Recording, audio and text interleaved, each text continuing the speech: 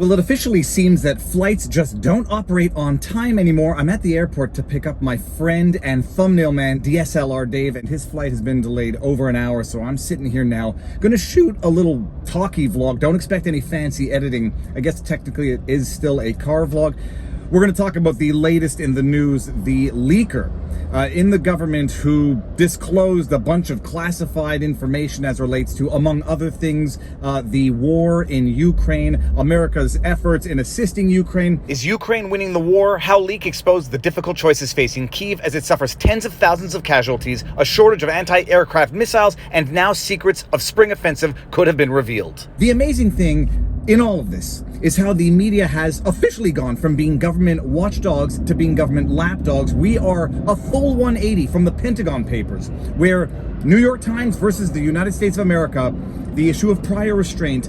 The New York Times was authorized by the court to publish stolen classified information that was leaked to the New York Times, showing some compromising issues as relates to, I believe it was the war in Vietnam that the government didn't want it getting out. A 1996 article in the New York Times said that the Pentagon Papers had demonstrated, among other things, that the Johnson administration had, quote, systematically lied not only to the public, but also to Congress, end quote. And they sued to prevent the publication of classified information that was stolen and leaked to the media. My goodness, we've gone from that world to the world now in which the New York Times, instead of trying to identify and secure an interview with the individual who released the classified information, they go into the world of identifying the leaker, facilitating his arrest for the government. An article from the New York Times, the airman who gave gamers a real taste of war. The group liked online war games, but then Jack Texeira, a 21-year-old National Guard airman, began showing them classified documents, members say. And you have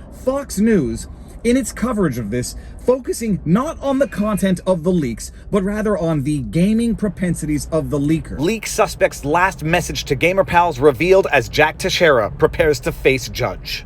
You have the media now running to smear the leaker as some sort of gun nut gamer who was unlawfully leaking this information to impress the gaming community, some 4chan community. Nobody cares about the content of the leaks. The media has now gone into full protection of the government, focusing on smearing the leaker as opposed to focusing on the leaks, and in some Q&A period, instead of asking questions about the content of the leaks, asking the government what it's going to do to make sure that its wrongdoings, its potential exploitation of foreign countries to further proxy wars against its ideological and political adversaries, what it can do to tamp down on those disclosures. Okay, in the days after the leaks came to light, what steps has DoD taken to reduce the number of people who have access to not only these classified briefings, but the classified material in general? But you are taking steps to tighten that, I guess, population who might have access to this level of information. General Ryder, you say that there are strict protocols in place, and yet a 21-year-old airman was able to access some of the nation's top secrets. How did this happen, and isn't this a massive security breach? What is your message to anyone who might be thinking of leaking these kind of documents in the future? Can you tell us, are there less people who have access to this type of information today than there were a week ago? To follow on that, these documents were available long before April 5th and 6th. So what took so long for DOD and the intelligence communities to locate these documents? Are you going to release this airman's service record? What technologies is the Pentagon applying right now to both spot leaked documents online and track potential indicators of leaking type practices? Do you plan to be investing in more? Given the gravity of the situation, are you actively paring down the distribution list now? Is this a process that's moving quickly? Or is it going to take time for there to be meaningful substantive changes to the distribution? And then is DOD or has DOD taken additional measures to restrict the access to classified information of others in the Massachusetts Air National Guard? Sort of as a follow-on to Carla and Brandy's questions, can you say whether DOD has anyone looking at chat rooms on Discord, for example, or other social media platforms right now for leaked information? And if not, should DOD have these people? Amazing thing. What do the disclosures show? It's mixed. The media will spin it. It shows that the government, at least internally, is not as optimistic as it has been portraying itself to be publicly about Ukraine's chances of victory and its current status in the war as relates to victory. The media will spin it, as it's starting to do already, saying the disclosures, the leaks show that Russia is losing 2 soldiers for every 1 Ukrainian soldier. That's good on paper, except Russia has an endless army, and if you studied history, you'll know that Russia in World War II lost more civilians and soldiers than pretty much anyone else involved in that war. They have a history of fighting long battles, of winning these wars of attrition, even if it means sacrificing more people. 2 to 1, however, on the scale of this war, is not something that should be celebrated as a victory for Ukraine.